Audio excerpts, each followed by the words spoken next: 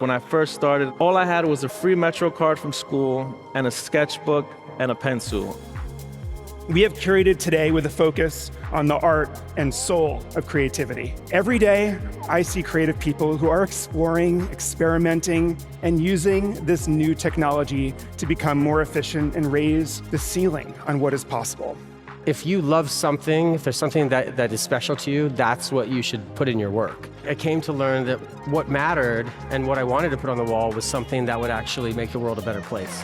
I was just inspired by everyday people on the subway, and I just wanted to draw everyone and anyone.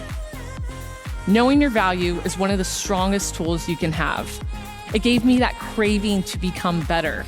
It gave me trust and confidence in myself and what I was creating. A lot of people think they need all these fancy tools. And so to artists starting out, my advice would be utilize the resources you have. Find your structure and what you're able to give. When I'm working on a sustainable flow, I am more productive, and there are more days that I wake up completely motivated to want to create.